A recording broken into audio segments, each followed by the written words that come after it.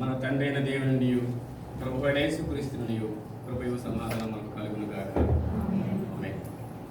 దేవుని పరిశుద్ధ నామమునకు మహిమ కలుగును గాక. ప్రియులారా, మరోసారి ప్రేమించి నాకు ఇచ్చిన ఈ సమయాన్ని బట్టి సంఘ కాపురులకు కార్యవర్గానికి చేరువచ్చిన మీ అందరూ కూడా నా హృదయపూర్వక వందనాలు తెలియజేస్తా ఉన్నాను.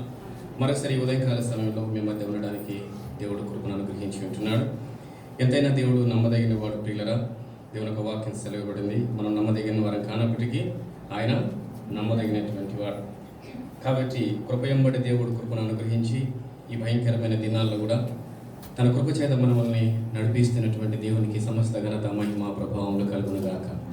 ఏమిచ్చిన రుణాన్ని మనం తీర్చుకోలేం, ఏమిచ్చిన రుణాన్ని మనం తీర్చలేం. కాబట్టి అటువంటి కృప దేవుడు మనకు అనుగ్రహించి ఉన్నాడు. మరొకసారి ఇంచుమించు 1 సంవత్సరం తర్వాత మీ మధ్యకి రావడానికి దేవుడు కృపను అనుగ్రహించాడు. ఇంతకుముందు ఒకసారి వచ్చాను, గుర్తుందా మీకు వరకు? అమ్మా, దేవునికి స్తోత్రం. అయితే ప్రియులారా, ఈ రాత్రి యొక్క మాట్లాడేటప్పుడు దయచేసి ఒక్కొక్కసారి నాకు రాత్రి అని వస్తుంది, క్షమించాలి మీరు. ఎందుకనంటే సాల్మియాలో గత 15 సంవత్సరాల నుంచి కూడా రాత్రిపూట ఆరాధన జరుగుతుంది, సాయంత్రం పూట, శుక్రవారం అయినా ఆదివారం అయినా. కాబట్టి బహుశా ఇక్కడ ఎప్పుడైనా పౌలు బయటికి వెళ్ళినప్పుడు ప్రతిసారి కూడా రాత్రి అని బోధించినప్పుడు ఇంకా అదే మాట రావడం జరుగుతుంది. అంతేకాదు, ఇండియాకి వెళ్ళినప్పుడు కూడా నాకు ఇదే కొంచెం మిస్టేక్ అవుతుంది చాలా సంఘాలకు వెళ్ళినప్పుడు.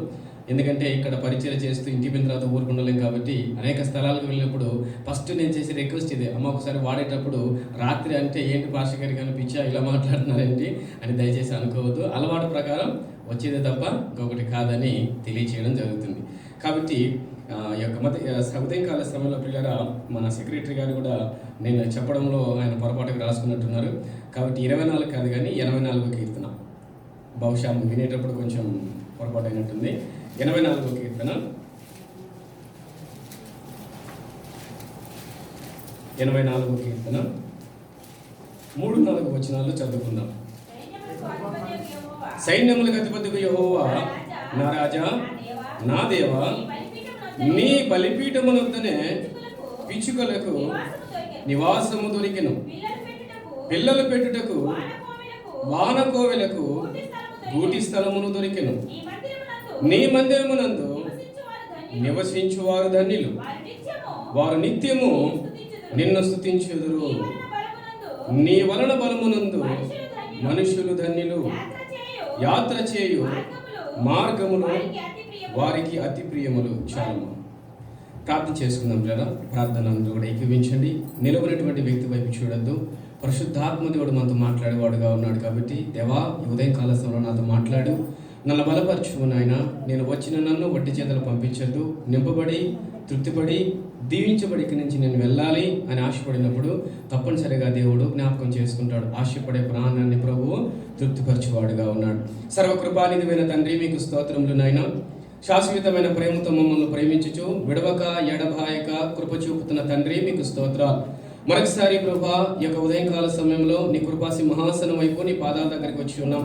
నీ దగ్గరికి వచ్చి వారిని ప్రభా నువ్వు త్రోసివేని దేవుడు అని ప్రార్థిస్తూ ఉన్నాం. ఈ ఉదయకాల సమయంలో తీసుకొని వచ్చిన వారందరిని బట్టి మీకు స్తోత్రములు. మార్గంలో ఉన్న వారిని ప్రభా సకాలంలో నడిపించమని ప్రార్థిస్తున్నాను. నేను కూడా మీ బిడ్డల మధ్య ఉండడానికి ఇచ్చిన కృపను బట్టి మీకు స్తోత్రాలు చెల్లిస్తూ ఉన్నాం. చదవబడిన వాక్య భాగాన్ని బట్టి మీకు స్తోత్రాలు చెల్లిస్తున్నాం. నాతో మాట్లాడిన తండ్రి, చేరవచ్చిన వారందరితో మీరు మాట్లాడండి. వినగల చెవులను, గ్రహించగల హృదయాన్ని మా అందరికీ అనుగ్రహించి నీ వాక్యాన్ని దేవా మాకు దీవెనకరంగా చేస్తారని ఇక్కడ చుట్టూ పొంచి ఉన్న అంధకార చీకటి శక్తులను యేసు నామములో లయపరుస్తున్నాను. దేవా, ఇక్కడ నుంచి మీ సన్నిధి కాంతిని ప్రకాశింపజేసి నాయన నీ నామ మహిమార్థం ఇది నాకు పరిచయం దీవించమని అయా మీ కృపకు మమ్మల్ని అప్పచెప్పుకుంటూ నిలబడినను కూడా మీ సిలువ చాటును మరుగుపరచమని యేసు పుణ్యనామమును అడిగి వేడుకొని ప్రార్థిస్తున్నాము తండ్రి. ఆమేన్. హల్లెలూయా, హల్లెలూయా.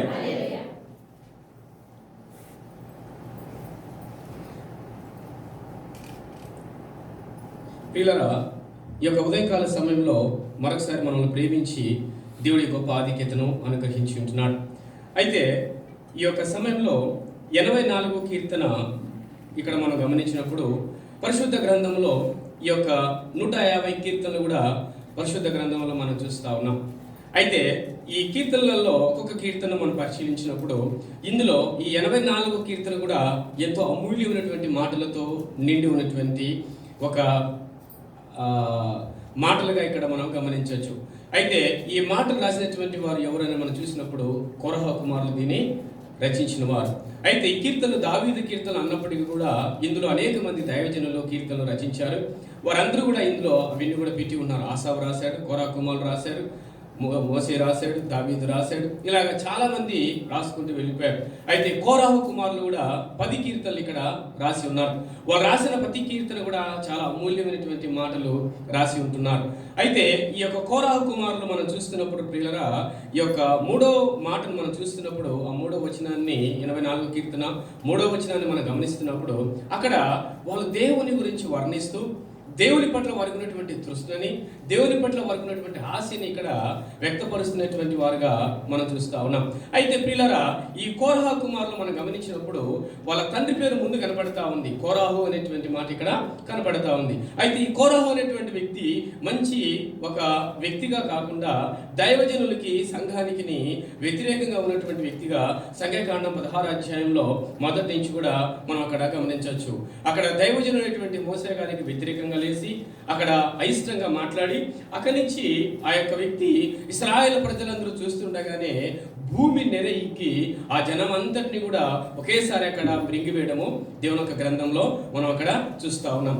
అయితే ఈ కోరహు కుమారులు అంట ఆ పాపములో పాలు పంచుకోక పక్క నుండి సపరేట్గా ఉండి వాళ్ళు ఈ యొక్క ధన్యతని కనుగొన్నట్టుగా దేవుని యొక్క వాక్యంలో మనం చూస్తా ఉన్నాం. అంతేకాదు ప్రియులరా, ఈ యొక్క వ్యక్తులు వారికి ఇచ్చిన పరిచర్య కూడా ప్రధాన ఆ యొక్క దేవుని సన్నిధిలో వారు కీర్తనలు కట్టి రాయడానికి, పాడడానికి కూడా దేవుడు గొప్ప కృపను వారికి అనుగ్రహించి ఉంటున్నాడు. దేవునికి స్తోత్రం. కాబట్టి అటువంటి గొప్ప ధన్యతను పొందుకునేటువంటి దైవజనులుగా ఈ యొక్క కోరాహు కుమారులు పరిశుద్ధ గ్రంథంలో మనకు కనపడతా ఉన్నారు. కాబట్టి వారు ఒక్కొక్క మాటను మనం ఈ మాటను గమనిస్తా ఉన్నాం. చాలాసార్లు చూడండి, బైబుల్ మనం చదువుతున్నప్పుడు, పరిశుద్ధ గ్రంథాన్ని చదువుతున్నప్పుడు పైకి కన్నా చదివితే ఆ మాటలు మన హృదయాన్ని తాకవు. ఆ మాటలు మన హృదయాన్ని తాకవు. ఎప్పుడైతే ఈ పరిశుద్ధ గ్రంథాన్ని చదివేటప్పుడు మనము ఆ లోపలికి కన్నా వెళ్ళి, అందుకే చూడండి పేతురు అంటాడు, నీ నావను లోతులకు నడిపించు. ఎప్పుడైతే లోతులోకి వెళ్ళడానికి మనం ఇష్టపడతామో, లోతు అనుభవాని కోసం వెళ్ళడానికి ఇష్టపడతామో, దేవుడు నువ్వెంత లోతుకు వెళ్ళగలిగితే అంత లోతుకు నేను తీసుకెళ్తాడు. దేవునికి స్తోత్రం. నువ్వెంత లోతుకు వెళ్ళాలని ఇష్టపడతావో అంత లోతులకు నేను దేవుడు తీసుకువెళ్తాడు. కాబట్టి ఇక్కడ దేవుని యొక్క వాక్యాన్ని చదువుతున్నప్పుడు పైన చదవాలి కాబట్టి, ఒక అధ్యాయం అయిపోయి చేయాలి కాబట్టి, 5 వచనాలు చదవాలి కాబట్టి, 10 వచనాలు చదవాలి కాబట్టి అని చదివేస్తే అయిపోయింది, ఈరోజు చదివేశాను అని నువ్వు తృప్తి పడగలిగితే అది ఆ తృప్తితోనే మిగిలిపోతుంది. అయితే దేవా, ఈరోజు నీ వాక్యం నుంచి ఏదైనా నేర్చుకోవడానికి సహాయం చేయి, ఈరోజు నీ వాక్యం నుంచి ఏదైనా అర్థం చేసుకోవడానికి నాకు సహాయం చేయి అని అంటే, నువ్వు రోజు చదివిన వాక్యం చదివితే నీతో కొత్తగా దేవుడు మాట్లాడతాడు. హల్లెలూయా. నీతో దేవుడు కొత్తగా మాట్లాడతాడు. కాబట్టి దేవుని యొక్క వాక్యాన్ని చదువుతున్నప్పుడు ఆశతో మనం చదవాలి. అందుకే ఇదే కుమారులు అంటారు, దుప్పి నీటి కూర ఆశపడినట్లు దేవా నా ప్రాణము. దుప్పి గురించి తెలుసా మీ అందరికీ? తెలుసా అమ్మా? తెలుసు కదా దుప్పి? దుప్పి సర్వసాధారణంగా అంట పశువులన్నీ కూడా, పశుపక్షాదులు కేవలం నీళ్లు తాగి కడుపు నింపుకుంటే చాలు అనుకుంటాయంట. పశువులన్నీ కూడా తిన్న తర్వాత, గడ్డి తిన్న తర్వాత కడుపుండా నీళ్లు తాగి వెళ్ళిపోతే చాలు అనుకుంటాయంట. కానీ దుప్పి ఒకటేనంట, నిలవబడిన నీరు తాగదు. అది నిలిచున్న నీరు ఉంటాయి కదా, నిలిచున్న నీరు తాగదు. అది పారుతున్నటువంటి సెలయేరుగా ఉన్నటువంటి నీరు దగ్గరికి వెళ్ళి తాగాలి. అంతేకాదు, అది తాగిన తర్వాత తన శరీరం అంతా తడుపుకుంటే కానీ అక్కడి నుంచి బయటికి రాదు. అది దేవునికి స్తోత్రం. అది దిప్పుకునేటువంటి ఆశ. దుప్పి నీటి వాగుల కొరకు ఆశపడుతుంది తప్ప నిలుచున్న నీరు కొరకు, అది మురికి నీరు కొరకు అది ఆశపడుతుంది. చాలా పశువులు ఎలా ఉంటాయంటే నీరు ఎక్కడుంటే అక్కడికి వెళ్ళి తాగి వచ్చేస్తాయి. కానీ దుప్పి ఒకటి అది చెలయేరుగా ఉన్నటువంటి నీరు దగ్గరికి వెళ్ళి, పారుతున్న నీరు దగ్గరికి వెళ్ళి తాగాలి. తాగిన తర్వాత తన శరీరం అంతా తడవాలి. అంటే మీరు చూడండి, ఎప్పుడు దుప్పి మీద చేయి పెట్టి చూసారు లేదో కానీ, దాని దుప్పి మీద మనం చేయి పెడితే మళ్ళీ పెట్టాలనిపిస్తుంది. అంత స్మూత్గా, అంత నీట్గా, అంత పరిశుభ్రంగా ఉంటుంది దుప్పి. కాబట్టి అందుకని ఇక్కడ కోరాహు కుమారులు అంటారు, దుప్పి నీటి వాగుల కొరకు ఆశపడినట్లు దేవా నీ కొరకు నా ప్రాణము ఆశపడుతుంది. దేవునికి స్తోత్రం. మనం చదివేటప్పుడు మా ప్రాణం, ఎవరి ప్రాణము అంటాం కానీ అక్కడ నీ పేరు నా పేరు పెట్టుకో, నా ప్రాణం ఆశపడతా ఉంది. ఆమేన్. నా ప్రాణం ఆశపడాలి. నీ ప్రాణం ఆశపడాలి. ఆశపడినప్పుడే నువ్వు తృప్తిపరచబడతావు. హల్లెలూయా. చాలాసార్లు చూడండి, భోజనం చేసేటప్పుడు ఆకలితో తింటామా లేకపోతే అయిష్టంగా తింటామా? ఆకలితో తిన్నప్పుడే తృప్తి కలుగుతుంది, అవునా కదండి? ఆకలితో తిన్నప్పుడే తృప్తి కలుగుతుంది. అయిష్టంగా తిన్నప్పుడు ఎంత తిన్నా అది. కాబట్టి అలాగే ఎప్పుడైతే ఇష్టంతో మనము చదివినా, ఇష్టంతో కూర్చున్నా, ఇష్టంతో ప్రార్థన చేసినా అది ఎంతో తృప్తినిస్తుంది. హల్లెలూయా. కాబట్టి ఇక్కడ కోరహ కుమారులు అనేటువంటి వీరు, వారు ఇక్కడ రాసినటువంటి మాటలు మనం చూస్తే వారి గుండె లోతుల్లో నుంచి వచ్చేటువంటి మాటలుగా మనం ఇక్కడ కనపడతాయి. అంతేకాదు తన తండ్రి చేసినటువంటి ఆ పాపములో పాలిభాగస్తులు కాక దానికి దూరంగా ఉండి వారు ఇక్కడ కనపడుతున్నట్లుగా ఇక్కడ దేవుని యొక్క వాక్యంలో మనము చూస్తూ ఉన్నాం. దేవునికి స్తోత్రం. కాబట్టి అందుకని ఇక్కడ వారు మాట్లాడుతూ ఉన్నారు ఏంటంటే, అన్నారు, సైన్యములకు అధిపతికి యెహోవా నా రాజా నా దేవా, నీ బలిపీఠమునొద్దనే పిచ్చుకలకు నివాసము దొరికెను, పిల్లలు పెట్టుటకు వాన కోవిలకు గూటి స్థలమును దొరికెను. హల్లెలూయా. కాబట్టి వీరికి ఉన్నటువంటి ఆశను ఇక్కడ మనం గమనిస్తూ ఉన్నప్పుడు పిల్లరా, ఈ యొక్క కోరహ కుమారులు వారిలో ఉన్నటువంటి వ్యాధిని ఇక్కడ బయట పెడతా ఉన్నారు. ఏంటంటే ఇక్కడ చెబుతున్నటువంటి రీతిగా ఆయన ఎవరనంటే ఆయన సైన్యములకు అధిపతి. ఎవరైనా సైన్యములకు అధిపతి. ఆయన మామూలు దేవుడు కాదని వారు ఇక్కడ వర్ణిస్తూ ఆయన గురించి మాట్లాడుతూ ఉన్నారు. చాలాసార్లు ప్రియులారా దేవుని యొక్క వాక్యాన్ని గమనిస్తూ ఉన్నప్పుడు ఇక్కడ కోరహ కుమారులను చూస్తున్నప్పుడు మనకు ఒక మాట గుర్తొస్తూ ఉంటుంది.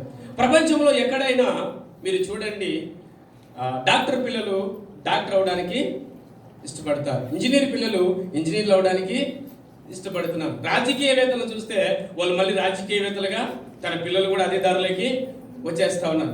ఎవరు ఏ పొజిషన్లో ఉంటే వారు ఆ పొజిషన్కి రావడానికి, దాన్ని అనుసరించడానికి ఇష్టపడతా ఉన్నారు. ప్రపంచంలో పిల్లరా చాలా మందిని మనం చూసినప్పుడు తల్లిదండ్రులు విశ్వాసులుగా ఉన్నప్పుడు పిల్లలు విశ్వాసులుగా లేకుండా కనపడతా ఉంటారు, అవునా కదా? ఎక్కడైనా మీరు చూడండి, ఆ సంఘాల్లో ఆ తల్లిదండ్రులే పెద్దలు, సంఘ పెద్దలు, కానీ పిల్లలు మాత్రం బయట ఉంటారు. వారు ఏదో పని మీద బిజీ అయిపోతారు, దేవుని సన్నిధికి వచ్చేవారు కూడా కనపడరు. కానీ దేవుడు వాక్యం అలా అంటలేదు పిల్లరా. దేవుని యొక్క వాక్యం సెలవుబడింది ఏంటంటే, దేవుని వాక్యం కోరుకుంటుంది ఏంటంటే, మన తర్వాత మన తరాన్ని కూడా దేవుడు ఆశీర్వదించడానికి దేవుడు ఇష్టపడతా ఉన్నాడు. దేవునికి స్తోత్రం. దేవుని యొక్క వాక్యాన్ని మీరు గమనించినప్పుడు పిల్లరా, దేవుడు మోసేని ఏర్పాటు చేసుకున్నాడు, మోసేని దేవుడు వాడుకున్నాడు. దేవుడు మోసేని వాడుకున్న తర్వాత ఆ తర్వాత తరమైనటువంటి, దాని తర్వాత సేవకుడైనటువంటి యెహోషువను కూడా దేవుడు అంత బలమైనటువంటి వ్యక్తిగా దేవుడు వాడుకున్నాడు. దేవునికి స్తోత్రం. మోసే మీద వచ్చిన ఆత్మ కన్నా రెట్టింపు దేవుడు శక్తినిచ్చి దేవుడు మోసేని దేవుడు కూడా వాడుకున్నాడు. ఏలియాని ఎలీషాను మనం చూస్తా ఉన్నాం. ఏలియాని దేవుడు వాడుకున్నాడు. దాని తర్వాత వచ్చిన పరిచర్యకు వచ్చేటువంటి దావీదు ఎలీషా గారిని కూడా దేవుడు రెండింతల ఆత్మాభిషేకంతో నింపి దేవుడు వాడుకున్నాడు. దేవునికి స్తోత్రం. దేవుడు కోరుకునేది ఇది. అంతేకాదు పిల్లల, దేవుని యొక్క వాక్యాన్ని మీరు గమనిస్తున్నప్పుడు అబ్రహామును మనం చూస్తా ఉన్నాం. అబ్రహాము గొప్ప దైవజనుడు. అబ్రహాము దేవునికి ఒక స్నేహితుడు, నా స్నేహితుడిని పిలిచాడు దేవుడు. అయితే అప్పుడు అటువంటి అబ్రహాం అనేటువంటి గొప్ప దైవజనుడిని సాతానటువంటి ఫిలిష్తీయుల రూపంలో ఆయన జ్ఞాపకం లేకుండా, ఆ విశ్వాస వీరుడు గురించి ఇంకా గుర్తు లేకుండా చేయాలని ఆయన తగిన బావులన్నీ కూడా మూసేస్తున్న పరిస్థితిని దేవుని యొక్క వాక్యంలో మనం చూస్తాం. అయితే ఆ తర్వాత వచ్చినటువంటి తన కుమారుడైనటువంటి ఇస్సాకారు అంటున్నారు, నా తండ్రి జ్ఞాపకాలు పోవడానికి వీల్లేదు. చూడండి ఒకసారి ఆదికాండము 26వ అధ్యాయం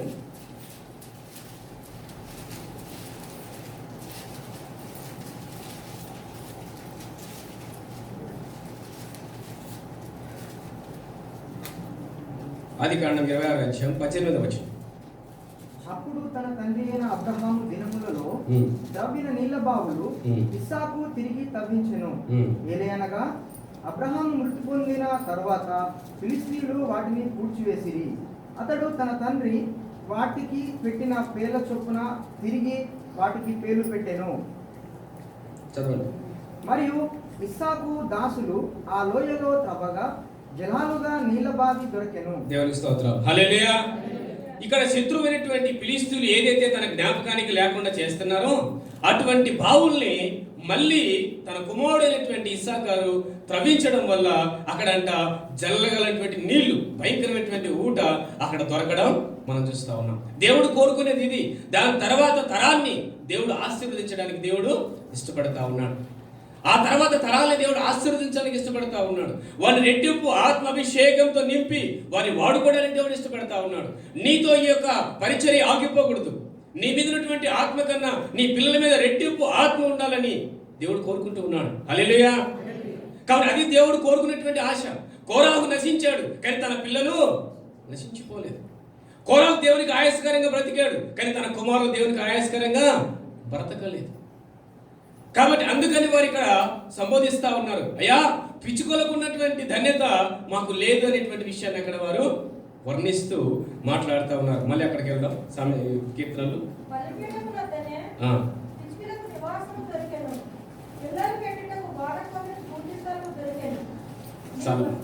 ప్రియులారా, ఇక్కడ కోరా కుమారులు మాట్లాడుతున్నటువంటి ఈ మాట దగ్గరికి ఇప్పుడు మనం వచ్చాం. వారు అంటూ ఉన్నారు, నీ బలిపీఠమునొద్దనే పిచ్చుకలకు నివాసము దొరికెను. ఎవరి బలిపీఠం అని అంటే పౌలు గారు అంటారు, మనకు ఒక బలిపీఠము కలదు, ఆయనే ప్రభు, ఆయన యేసుక్రీస్తు. హల్లెలూయా. మనకు ఒక బలిపీఠము కలదు, ఆ బలిపీఠమే యేసుక్రీస్తు అని పౌలు గారు మాట్లాడతారు. అయితే ఈ యొక్క కోరా కుమారులు ఈ మాట మాట్లాడుతున్నారు. అయితే పిల్లరా, కోరా కుమారులకు ఈ ధన్యత దొరకలేదు, అక్కడికి వెళ్ళలేకపోయారు. అయితే నూతన నిబంధన క్రైస్తవులుగా ఈరోజు మనం ఆరాధిస్తున్నటువంటి ధన్యత, ఆ బలిపీఠం దగ్గరికి వెళ్ళడానికి, అక్కడ మనము గూడు కట్టుకోవడానికి, పిల్లలు పెట్టడానికి దేవుడు గొప్ప కృపను మనకు అనుగ్రహించాడు. హల్లెలూయా. ఆ ధన్యత దేవుడు మనకు అనుగ్రహించాడు. కాబట్టి ఇక్కడ ఎవరి బలిపీఠం అంటే ప్రభు అయిన యేసుక్రీస్తు.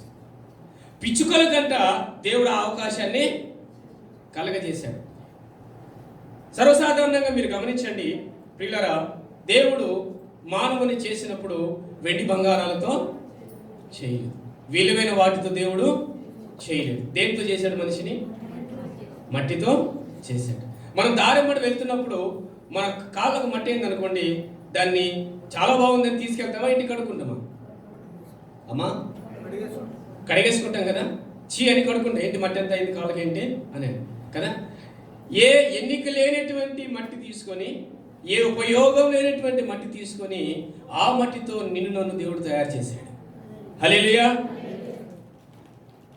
నిన్ను నన్ను ఆ మట్టిలో నుంచి తయారు చేసినటువంటి దేవుడు ఈ యొక్క పిచ్చుకను కూడా ఒక మానవుడితో దేవుడు పోల్చాడు. ఎందుకంటే పిచ్చుక అనేది సమాజంలో విలువ లేనటువంటిది. ఎవరి పిచ్చుక? విలువ లేనటువంటిది. ఎందుకనంటే సర్వసాధారణంగా ఉన్నటువంటి పశుపక్షాదులన్నీ కూడా చాలా పెద్దవిగా లావులావుగా కనపడతాయి. పిచ్చుక ఒకటి చాలా చిన్నదిగా కనపడుతుంది, దానికి అంత విలువ కూడా ఉండదు. ఎందుకనంటే బైబిల్ గ్రంథంలో మనం చూసినప్పుడు ఒకసారి గమనించండి. మత్తయి సువార్త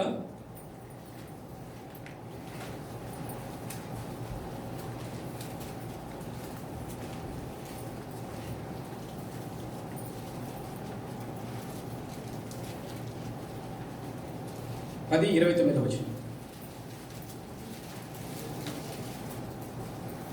రెండు పిచ్చుకలు కాసుకు అమ్మబడును కదా, అయినను మీ తండ్రి సెలవు లేక వాటిలో ఒకటైనను నేలను పడదు. ఓకే. లూకాసు వార్త 12:6.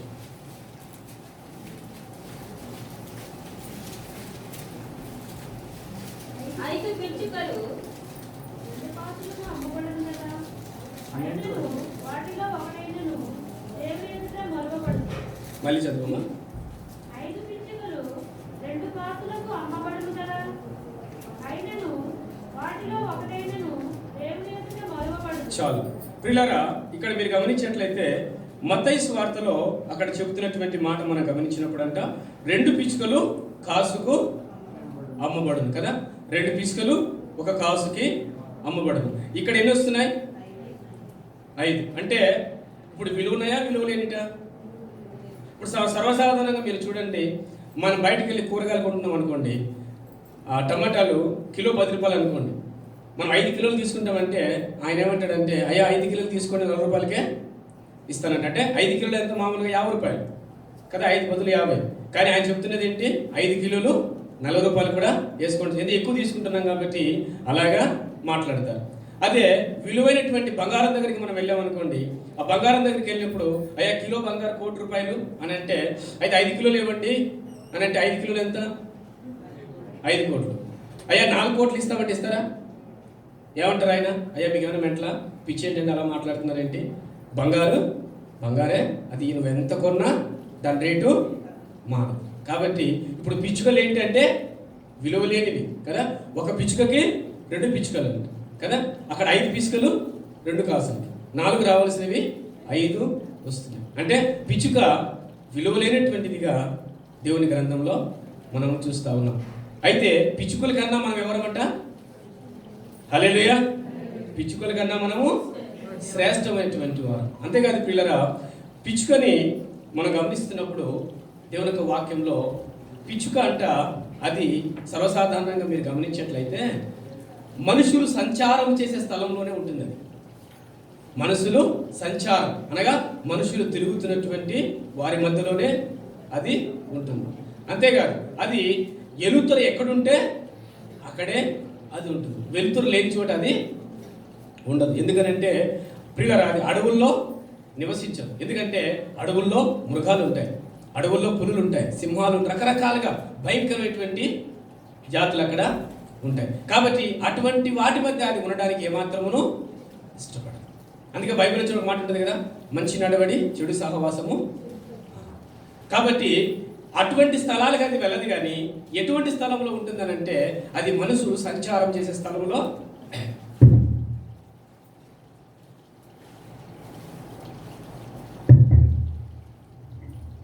అది ఉంటుందని దేవుని యొక్క గ్రంథంలో కూడా మనం చూస్తూ ఉన్నాం. కాబట్టి ఈ పిచ్చుకున్నటువంటి లక్ష్యం ఏంటంటే పిల్లరా, అది ఇతరులకి మేలు చేసేటువంటి లక్షణం కలిగినటువంటి పిచ్చుక కూడా దేవుని యొక్క వాక్యంలో మనం గమనిస్తూ ఉంటాం. అయితే ఇటువంటి ఈ పిచ్చుకను మనం చూస్తున్నప్పుడు ఈ విలువ లేనటువంటిది దేవుడు ఎందుకు దీన్ని ప్రేమిస్తున్నాడంటే, ఎందుకు దీనికి అవకాశం కలగజేసేదంటే పిల్లరా, దేవుడు మానవులు ఎంతో ఇష్టపడుతున్నారు. సర్వసాధారణంగా చూడండి, సమాజంలో మనల్ని విలువ లేని వారుగా చూస్తూ ఉంటారు, గౌరవం లేని వారుగా చూస్తూ ఉంటారు. అయితే అటువంటి ప్రజల్నే దేవుడు ప్రేమిస్తూ ఉన్నాడు. చాలాసార్లు మనం అనుకుంటుంటాం, దేవా సమాజంలో నాకు ఎటువంటి విలువ లేదు, నాకు ఎటువంటి గౌరవము లేదు. అయితే మనందరినీ కూడా దేవుడు ఎంతగా ప్రేమిస్తున్నాడు అంటే పిల్లరా, ఈరోజు చాలామంది అనుకుంటూ ఉంటారు, మనం ఆరాధించేటువంటి దేవునికి ఆ కల్వరిగిరిలో మనం చూస్తున్నప్పుడు మనం అనుకుంటాం కదా, ఆయన ఒక చిన్న అంగీ కట్టుకొని నిస్సహాయ స్థితిలో ఉన్నటువంటి వ్యక్తిగా ఉన్నాడు, అటువంటి దేవుడే కదా వీళ్ళు దేవుడు అని అనుకుంటూ ఉంటారు. కానీ దేవుని యొక్క వాక్యం అంటుంది పిల్లరా, ఈరోజు మనం ఆరాధిస్తున్న దేవుడు అంటే ఆయన భూ ఆకాశంలో పట్టజాలంత గొప్ప దేవుడు. హల్లెలూయా. ఆయన భూ ఆకాశంలో పట్టజాలంత గొప్ప దేవుడు. ఆయన భూమి అంట ఆయన పాదపీఠము, ఆకాశము ఆయన సింహాసనం. అటువంటి గొప్ప దేవుని మనం కలిగి ఉన్నామనే విషయాన్ని చాలాసార్లు మనం మర్చిపోతూ ఉంటాం. చాలాసార్లు మన దీనస్థితిని గుర్తు చేసుకొని మనం చాలా దుఃఖపడతా ఉంటాం, అయ్యో నాకేంటి ఇటువంటి పరిస్థితి. కాబట్టి ఈరోజు మనకు ఈ వాక్యాన్ని గమనిస్తున్నప్పుడు ఆయన దగ్గరికి వెళ్ళి ఉండడానికి దేవుడు కృపనిచ్చాడు. ఆ దినాల్లో పాత నిబంధనలో కోరహ కుమారులకు ఆ ధన్యత లేదు. నేరుగా వెళ్ళి అబ్బా తండ్రి నాయన అని పిలిచేటువంటి ధన్యత వారికి లేదు. అయితే నూతన నిబంధన క్రైస్తవులుగా మనం నేరుగా ఆయన దగ్గరికి వెళ్ళడానికి దేవుడు కృపనిచ్చాడు. ఆయన వెళ్ళి కలుసుకోవడానికి దేవుడు కృపనిచ్చాడు. ఆయన బలిపీఠం దగ్గర ఉండడానికి దేవుడు మనకు కృపనిచ్చాడు. అటువంటి గొప్ప ధన్యత దేవుడు మనకు అనుగ్రహించాడు. కాబట్టి అందుకంటే మీరు పిచ్చుకల కన్నా శ్రేష్టమైన వారు అని దేవుని యొక్క వాక్యంలో మనం చూస్తూ ఉన్నాం. కాబట్టి ఇటువంటి దేవుని కలిగినటువంటి మనం ప్రియులరా, మనం పిచ్చుకల కన్నా శ్రేష్టమైన వారిగా ప్రవహించుతూ ఉన్నాడు. కానీ అటువంటి గొప్ప దేవుణ్ణి మనం కలిగి ఉన్నామని మనం చాలాసార్లు మర్చిపోకూడదు. అందుకే చూడండి, మనం ఎటువంటి దేవుని కలిగి ఉన్నామనే విషయాన్ని ఒకసారి గమనిస్తే, యెహోషువ గ్రంథము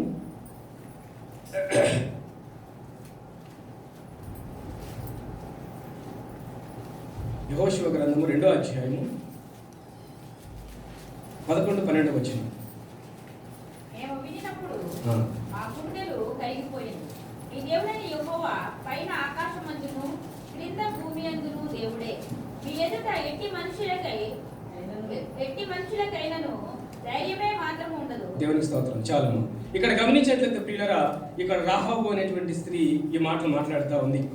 ఆ యొక్క ఎరుకోలేకి వచ్చినప్పుడు, ఆ వేగులు వారు వచ్చినప్పుడు, అక్కడ చూడడానికి వారు వచ్చినప్పుడు ఆమె చెబుతున్నటువంటి సాక్ష్యం ఏంటంటే, మన దేవుని గురించి ఆమె విన్నప్పుడు, ఎందుకంటే అప్పటికి వారికి దేవుని గురించి అంత పరిచయం లేదు, అప్పటికి ఇంకా ఆమె రక్షించబడలేదు, ఆమె వృత్తిలోనే ఉంది. ఆమె ఆ వృత్తిలోనే ఉంటూ దేవుని ఒక గొప్పతనాన్ని ఇక్కడ ఆమె వర్ణిస్తూ అంటుంది, మేము వినినప్పుడు మా గుండెలు చాలాసార్లు మనం ఎవరిని ఆరాధిస్తున్నామో, ఎవరిని పూజిస్తున్నామో మనకు అర్థం కాదు, మనం ఎవరిని కలిగి ఉన్నామో ఒక్కొక్కసారి మనకు అర్థం కాదు.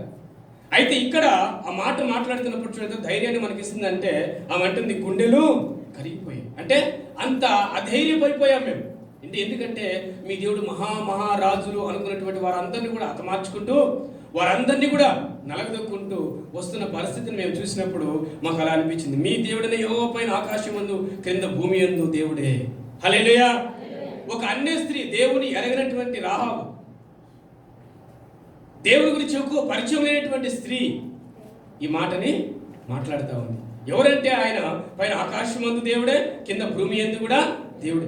మీ ఎదుట ఎట్టి మనుషులకైనాను, ఎటువంటి వారికైనా సరే ధైర్యము నిలవబడదని, ఉండలేరని ఈ మాట ఆ యొక్క స్త్రీ మాట్లాడడం మనం చూస్తూ ఉన్నాం. కాబట్టి ఈరోజు మనం ఆరాధిస్తున్నటువంటి దేవుడి పేర భూఆకాశములు పట్టజాలంతా దేవుడు. హల్లెలూయా.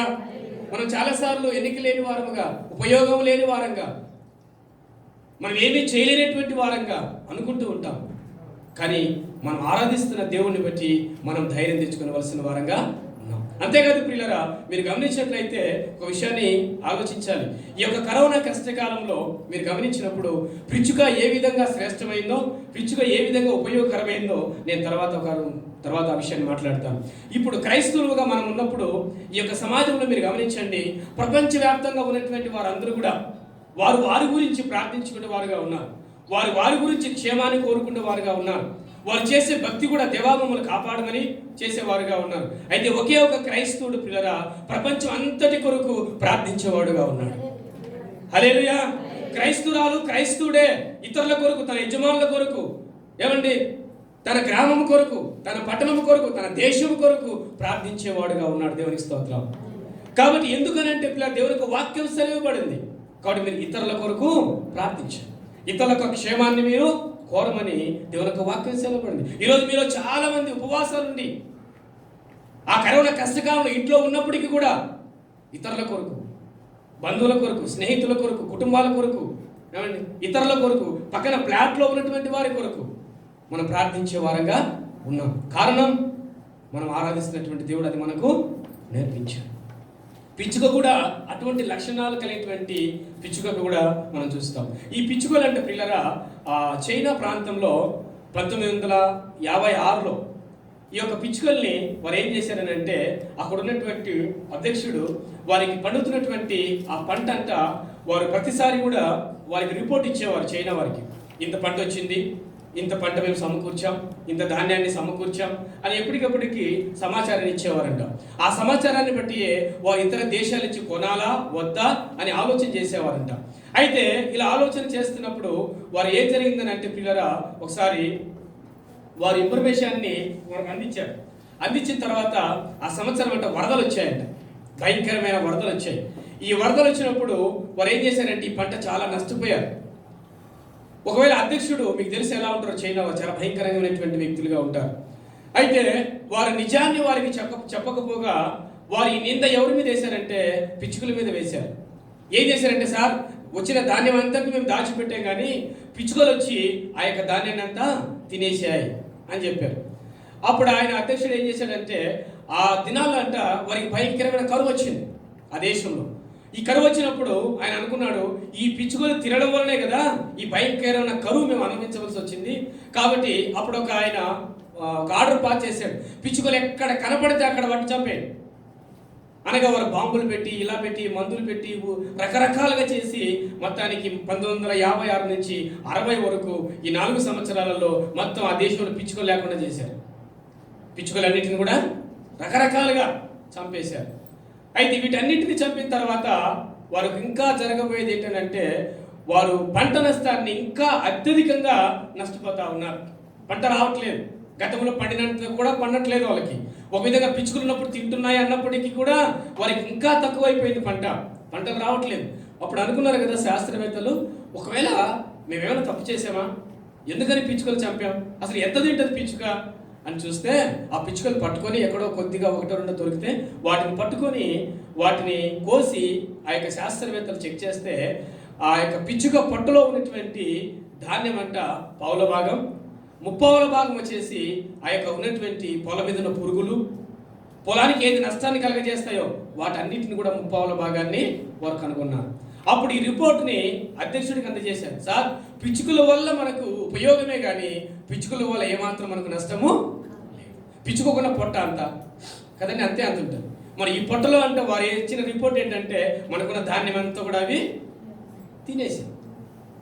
అవునా కదా అని అంటే తర్వాత ఈ శాస్త్రవేత్తలు గుర్తించింది ఏంటంటే ఈ పిచ్చుక వల్ల మనకు నష్టం లేదు. ఎందుకనంటే అవి చాలా వరకు పొలం మీద పడుతున్నటువంటి పురుగులు మాత్రమే తిని బతుకుతాయి తప్ప ధాన్యం వల్ల మాత్రం అవి, ఎందుకంటే ఆ పావుల పర్సెంట్ చిన్న అంతే ఉంటుంది ధాన్యం, మిగతాది ఏమేమి తినట్లేదు అని గుర్తించి అధ్యక్షుడు వారికి చెప్పి, అయ్యా ఇప్పుడు ఈ పక్షులు లేకపోవడం వల్లే మనకి ఇంత గొప్ప నష్టం జరుగుతుంది అని అధ్యక్షుడికి చెప్తే అప్పుడు ఆయనంత యూరోప్ దేశం నుంచి, ఫారెన్ నుంచి పిచ్చుకల్ని ఈ మానవులు తీసుకొచ్చారంట. దేవునికి స్తోత్రం.